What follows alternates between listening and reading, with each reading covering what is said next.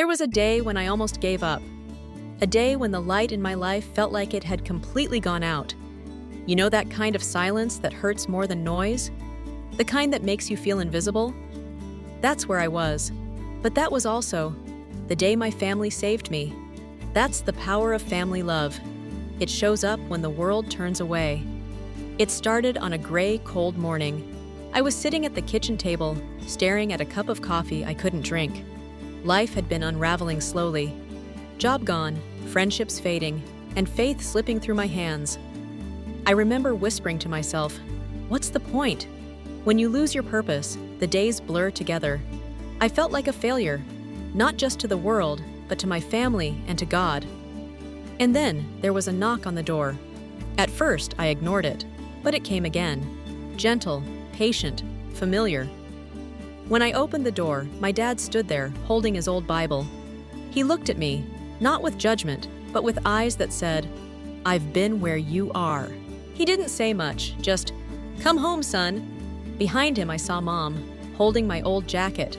She smiled through tears. And my little sister? She ran to me and said, "We missed you at dinner." That was all it took. I broke down completely. They didn't ask for explanations. They didn't tell me what I should have done differently. They just hugged me. And I cried for the first time in years. Because sometimes, healing begins in silence.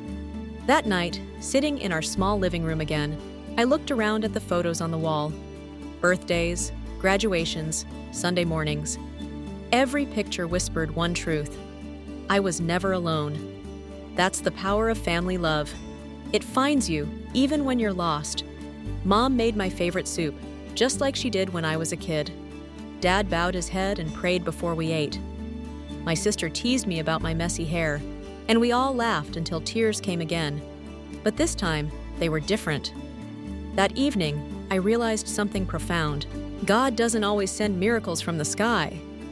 Sometimes He sends them wrapped in the faces of the people who love you most.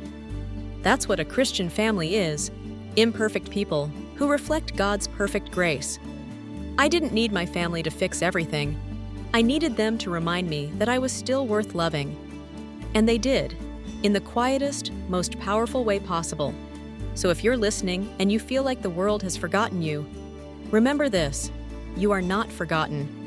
You are still someone's son, someone's daughter, someone's answered prayer. That was the day my family saved me.